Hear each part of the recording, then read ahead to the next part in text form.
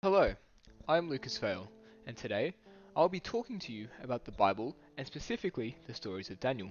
So this here is Jesus. Jesus is the main character of the Bible and one of the main ones in the stories of Daniel. The other main character is Daniel. This is the protagonist of the Daniel chapters who is just a normal citizen of society like you and me. In each story of Daniel, there are four prophecies that are fulfilled by the end of each story: conflict, testing, deliverance, and the part where they honor God as the holiest being.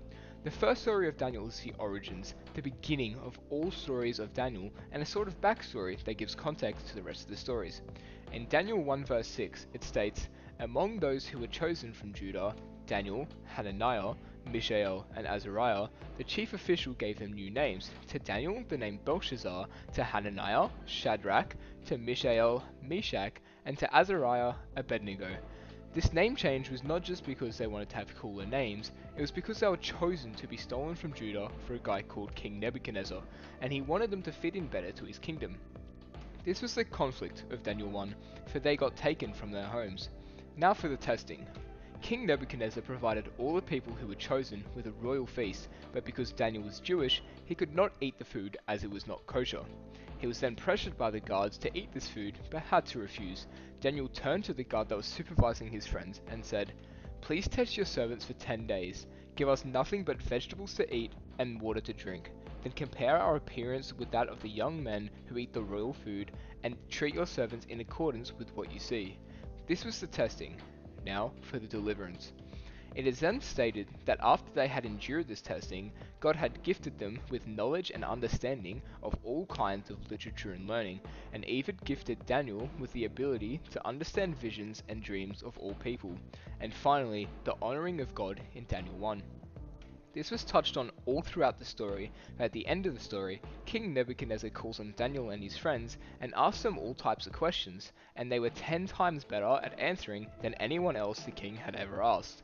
This leads into the second story of Daniel, the dream. King Nebuchadnezzar had an interesting dream one night and woke up with the intent of being told what it meant. So, he called up the wise men of the kingdom and asked them to tell him what his dream meant. The wise men told Nebuchadnezzar that there is no one on earth that can do what the king asks, and the king cannot handle this and orders for all the wise men in Babylon to be executed. When the guards come up to Daniel and his friends, he asked why they were to be executed, and he was told it was because no one could interpret King Nebuchadnezzar's dream. When Daniel heard this, he asked to speak to the king, claiming that he could tell the meaning of the dream. As he arrived, Nebuchadnezzar was curious and let him speak about the dream and what it meant, and to that, Daniel responded with a praise to God, where he asked for the wisdom of his ancestors and the wisdom to interpret this dream. Daniel was tested in this moment with the pressure of correctly interpreting the dream to the king to save all the wise men from being executed.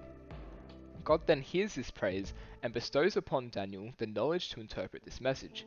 He tells King Nebuchadnezzar about this and retells the dream and what it all meant.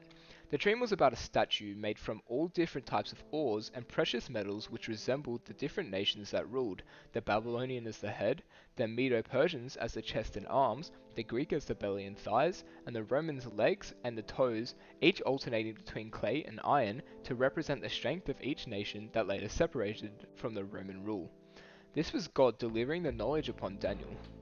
After the dream was retold to him and explained, Nebuchadnezzar then said, "Surely your God is the God of gods and the Lord of kings and a revealer of mysteries, for you were able to reveal this mystery."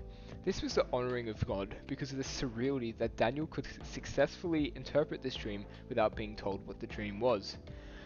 All in all, the story of Daniel is a powerful story that shows us how unreal God feels sometimes, and that the things he can give us will get us through conflict, even through testing, and there will be a time where we deliver a message from him and he will be honored because of it.